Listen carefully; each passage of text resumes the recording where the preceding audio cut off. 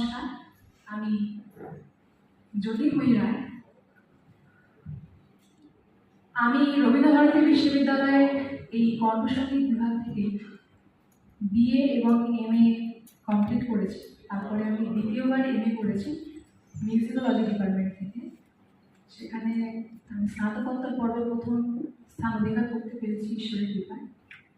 আজকে এখানে উপস্থিত আমার সকল শিক্ষক শিক্ষিকা, পিতামাতা এবং বন্ধু বা বাকি যারা এসেছে সবাইকে আমি শ্রদ্ধা প্রণাম জানিয়ে আমি আমার বিষয়টি উপস্থাপন করতে চলেছি। যদিও এই জাতীয় স্তরের আলোচনা গতকালকে এবং আজকে দুদিনের যে আলোচনা পর্ব চলছে সেখানে আমরা অনেক কিছু নতুন বিষয় জানতে পেরেছি।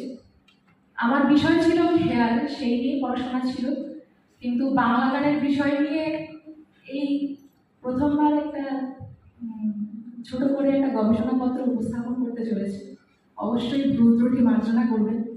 যদিও কালকে অনেক ভুল তথ্য বা অনেক কিছু আছে যেগুলো আমাদের বিভিন্ন ওয়েবসাইট বা বিভিন্ন ক্ষেত্র থেকে আমরা অনেক সময় জানতে পেরেছিলাম, সেটা আমাদের যে স্বনামধন্য গীতিকার এবং সুরকার যাদের নিয়ে আলোচনা চলছে তাদের সুপুত্ররা এসে অনেক ভুল তথ্যের জায়গা সংশোধন করেছে।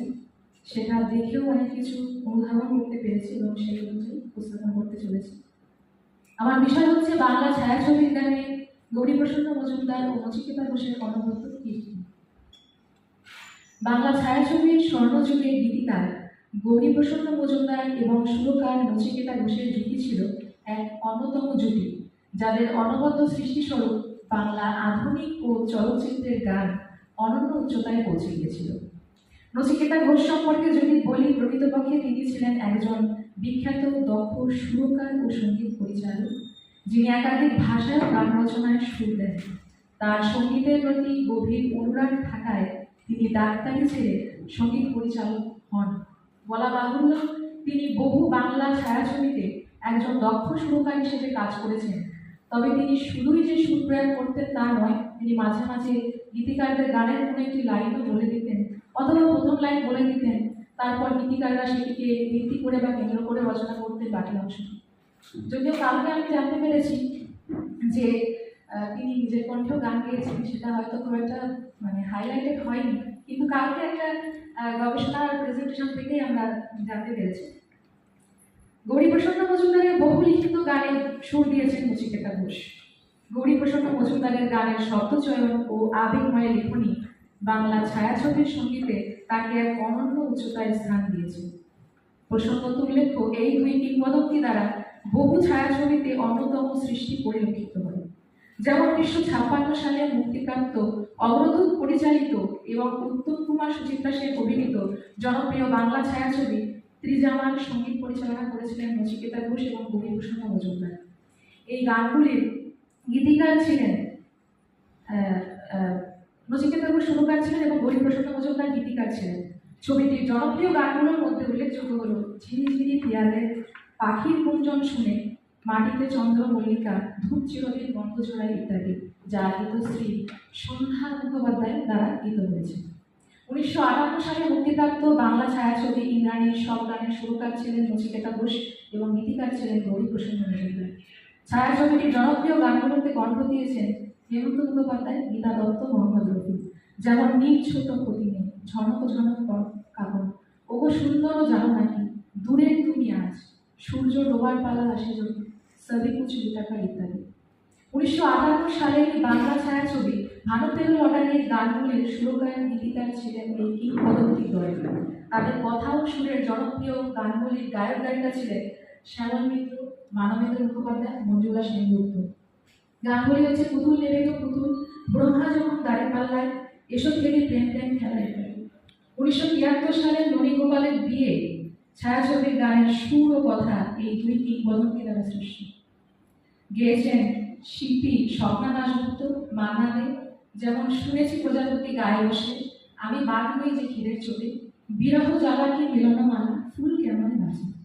1974 সালের ছায়াছবির মৌচাকের গানগুলি গীতিকার ছিলেন গৌরীপ্রসন্ন মজুমদার এবং সুরকার ছিলেন নচিকেতা ঘোষ। গানগুলি গেয়েছেন বিখ্যাত সঙ্গীত শিল্পী মান্না দে। ও আশার হোসেনের। গানগুলি হলো যেমন বেশ করেছি প্রেম করেছি, এবার বলে সত্য হবে, পাগলা গারদ কোথায় আছে, তা বলে কি প্রেম করবে না? 1975 সালে কালজয়ী বাংলা চলচ্চিত্র সন্ন্যাসী রাজার সব গানগুলো এই দুই বিখ্যাত সুরকার ও গীতিকার দ্বারা সৃষ্ট।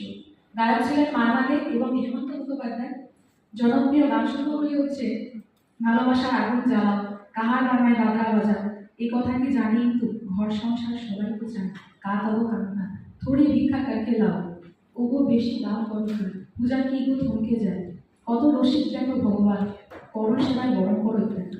এছাড়াও প্রিয় বান্ধবী, যেটি 1975 সালে প্রকাশ পেয়েছে, আনন্দমেলা 1976 সালে প্রকাশ পেয়েছে, সেই চোখ 1976 সালে প্রকাশ পেয়েছে, ব্রজবুলি 1979 সালে প্রকাশ পেয়েছে ইত্যাদি ছায়াছবিতে সুরকার নচিকেতা ঘোষ ও গীতিকার গৌরীপ্রসন্ন মজুমদার একত্রিতভাবে অসাধারণ সব গান সৃষ্টি করেছেন, যা আজও সত্যি মণ্ডলের মনে জীবন্ত। যে গানগুলো আমরা এখনো পর্যন্ত শুনি, কালজয়ী গান। অবশেষে বলবো, গীতিকার গৌরীপ্রসন্ন মজুমদার তার অসামান্য কর্মজীবনের জন্য বেশ কিছু পুরস্কার ও সম্মাননা পেয়েছেন বলে জানা যায়। নচিকেতা ঘোষের জীবদ্দশায় কোনো উল্লেখযোগ্য পুরস্কারের তথ্য তেমন পাওয়া যায় না, তবে তিনি শ্রোতাদের ভালোবাসা পেয়েছেন, যা তার কর্মজীবনের সেরা সম্মান।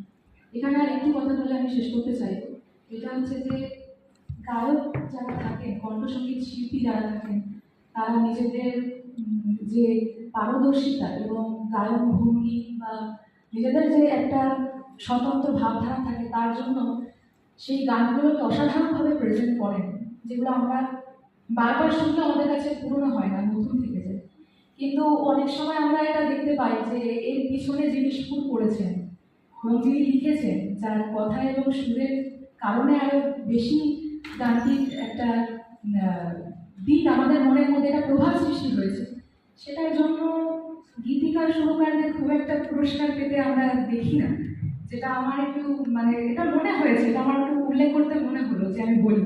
কারণ গীতিকার সুরকারদের সেভাবে খুব বড় রকমের যে পুরস্কার যেগুলো আমরা দেখি, নাম করা পুরস্কার, যে রাষ্ট্রীয় লেভেলের পুরস্কার বা বিষয়গুলো আন্তর্জাতিক মানের যে পুরস্কার, সেগুলো আমরা খুব একটা পেতে দেখি না। কিন্তু যারা গানগুলো গান, তারা কিন্তু এই পুরস্কারগুলো পেয়ে থাকেন।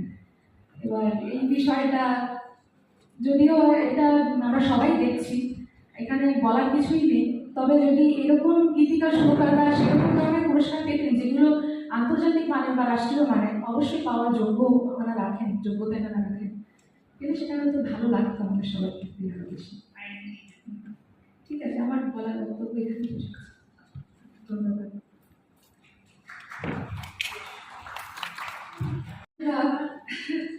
এবার বলে শুদ্ধ হবো, গানটি দুলাই শোনানোর চেষ্টা করছি, ভুল ত্রুটি মার্জনা করবেন।